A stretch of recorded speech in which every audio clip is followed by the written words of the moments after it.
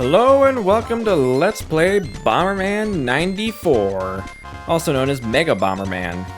So Bomberman 94 is the title given for the original version of the game, which was on the console known as the TurboGrafx 16 in the USA, but known as PC Engine in Japan, which I am actually playing courtesy of the Nintendo Wii Virtual Console.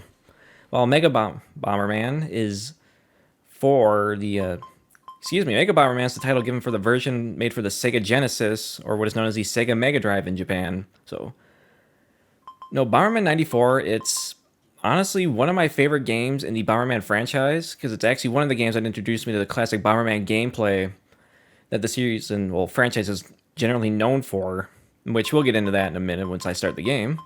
And honestly, it's... For my second Let's Play, I just kind of felt like revisiting this, because I wasn't sure what I wanted to play after Kirby 64, and then I glanced this and I figured, you know what, why not? I have a lot of fun with this game. It's short, sweet, and simple. And honestly, if I really wanted to, I could probably finish this in about 2 hours, but I'm going to take my time with it, so... Anyways, without further ado, let's get into it. So as we begin the normal game, I'm just going to go over the story real quick for Bomberman 94 that we see in the opening cinematic. The evil villain Buglier and his robot army have invaded planet Bomber, and in their invasion, they destroy the 5 spirit pictures which hold magical powers for the spirits of the planet that keep it safe. With them gone, the planet is left split into 5 pieces, so now it's up to Bomberman to stop Buglier and put the planet back together. It's pretty simple and it's pretty straightforward. Continuing on. So as we enter each area, and as you saw, some text is in English, some is in Japanese, but I'm not a translator, but I do know what some of these areas are called. It's like I made sure I did my research. But so right now we are in what is known as Jammin' Jungle, or also called Mori Mori Forest. But so each area has 3 to 4 stages. Currently, Area 1 here, Jammin' Jungle, only has 3, but all the ones going forward will have about... Yeah, they will have 4. That's one thing I remember about this game, basically. But let's get started. Area 1-1 starts. So, classic Bomberman gameplay, you're in a maze, you drop bombs in order to clear obstacles and deal with enemies. Just make sure you do not blow yourself up. And we are gonna see how many times I managed to do that. So, just the HUD quick. We got our timer for the stage up in the left, along with those 2 devices there that you see. Those are the barrier generators that are around that piece of the shard right there that we need to grab in order to complete the level. And of course, we have our score and the number of lives. And so, just like in most classic game fashion for that we saw back in the at least what I'm familiar with, your score reaches a certain threshold, you get a life from it. And I want to say you can find lives around as you destroy obstacles. Because that's another part of the game. We collect power-ups as we play.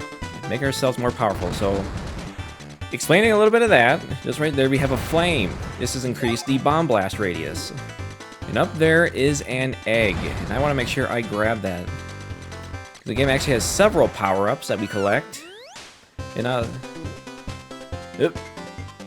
like several different ones that can help us out. So what I currently grabbed was an egg, and inside it contained what is known as a Louie, or a Rui as they are called in Mega Bomberman. This game was actually their big debut. So currently, all the Louis or Ruis, as you want to call them, whatever works for them, all of them come in different colors, and with each color comes a special ability. This one has the ability to kick bombs in an arch. This power up here is an additional bomb. Now I can drop 2 instead of just 1. I believe I can drop up to a max of, was it 7, 8, something like that? There is a limit to how much, but I'll just kick that over there. Kaboom! Oh, there's another bomb. I want to get that. And of course, when you drop bombs and they detonate, they will actually cause a chain reaction, so if it's one thing that tends to end up destroying me, it's the fact that I tend to not pay attention very well to where some bombs are placed. But alright, barriers and enemies are taken care of. You don't necessarily need to kill all the enemies. It can be a good idea too, just to get them out of the way, but once you destroy the barrier generators, collect the shard, the level is done. So that's area 1-1. Oh, that's right, any leftover, yep. Generally what I like to do is clear out the maps for any additional powers that I might have missed. Or anything that is left over and you clear the stage will be turned into coins, which will add on to your score when you collect them. Anyways, that is Shard 1 of the Spirit... what is it called? Yeah, Spirit Pictures, that's what they're called. Alright, here we go. Stage 2. And also foreshadowing of the big bad boss up there behind the stage. Oh boy. So yeah, no, it's, as you can see, oh jeez, pretty simple. There's, oh yeah, got him. Not much to it. It's, you run around, drop bombs, everything. You can clear out obstacles, enemies, clear the level, and you just keep moving. Which, I guess, that was more or less a design for a lot of classic games around this time. This was released in 1993. Although it's titled Bomberman 94, but funny enough, the prequel game, Bomberman 93 was released in December of 1992. Right here, bomb kick, the standard bomb kick. You put a bomb down, you can just run into it, and it'll kick, it'll go in a straight line across. And, okay, and also in most Bomberman games, when you have the bomb kick ability, you can actually press a button that will stop the bomb from moving, so you can actually strategize with that. But of course, I can also kick bombs in the form of an arch if I want to. And if bombs do manage to land on a spot that's not necessarily an official tile that you can stand on, the bomb will just keep bouncing. So even if it goes out of the map, it'll bounce all the way across. So you can actually use that to your advantage. It's actually a pretty nice tactic when you're playing in the battle game mode. Yeah, get rid of the big robot. And once again, I was not paying attention to the fact that I had... Never mind. Like I said, I'm curious how many times I'm going to end up blowing myself up in this. Ah, another bomb. There we go. The more bombs I can put down, the better.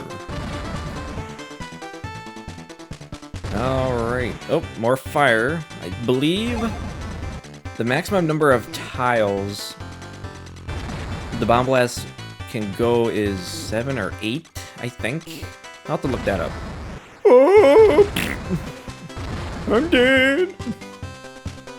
Alright, get rid of them. Red flower. That is an enemy.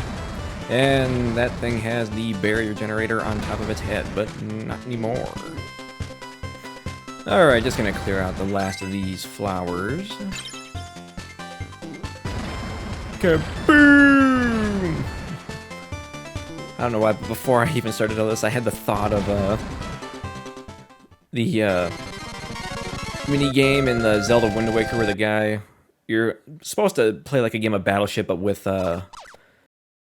does all the sound, the mini game vendor does all the sound effects for you. Oh, I don't know why I'm thinking about that. Alright, that is shard number 2. Whew! Alright, on to stage 3, the last one. And then we can assemble the spirit picture. Oh, jeez. That's right, it starts off... You gotta be a little bit careful. It starts off, the game can kind of catch you by surprise at times if you're not careful. Some enemies like that, what is that, flying mount? What in the world is that? Oh, okay, safe! Safe! Oh! My god, I can't believe I actually quickly thought of that in time. I usually don't do that well. Help! Oh, he didn't know. That fire went up his ass. You don't know what hit him. Oh gosh, this is so much fun to be revisiting this. Like I said, it's been a long time since I played this. And sometimes I tend to forget just how much fun I used to actually have with some of these games. funny enough, Bomberman is actually one of those franchises, as much as I know about it, I have not actually played a lot of the games, despite how many I actually own now. Like, this is the one, like, one of the ones I played, like, for a long time, but... Alright, this right here, this, like, safety vest, gives us temporary invulnerability. And now for an accurate depiction of Taco Bell Aftermath.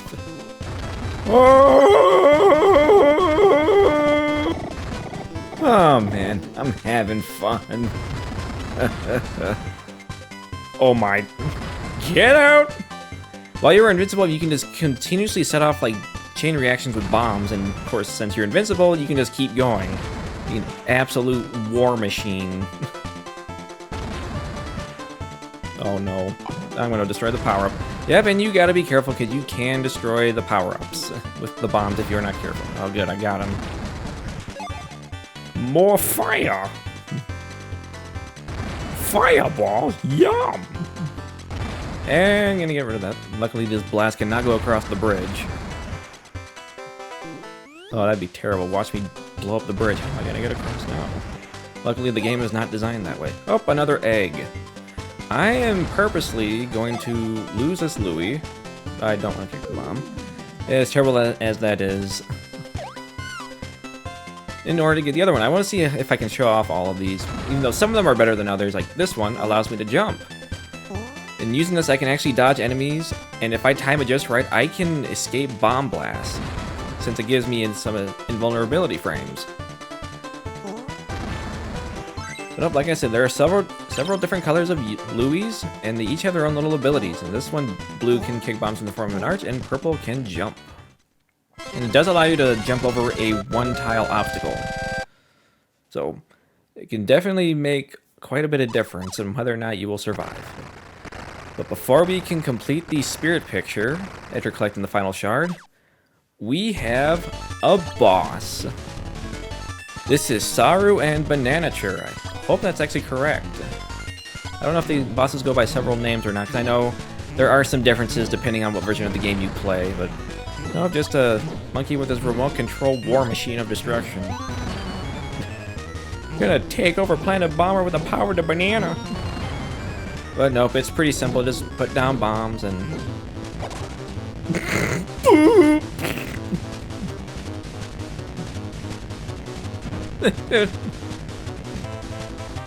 And they are done. Yeah, that was pretty simple.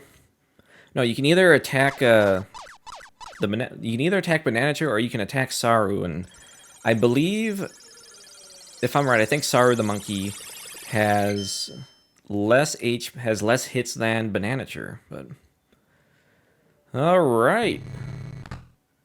Jammin' Jungle is back in place, and the rest of Bomberman's companions are getting their asses kicked.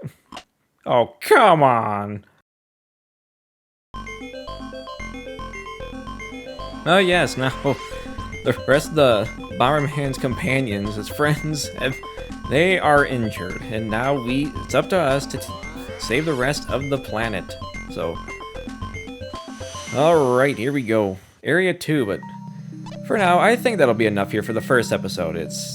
So next time on Bomberman 94, we continue putting Planet Bomber back together as we head towards Area 2. See you all then.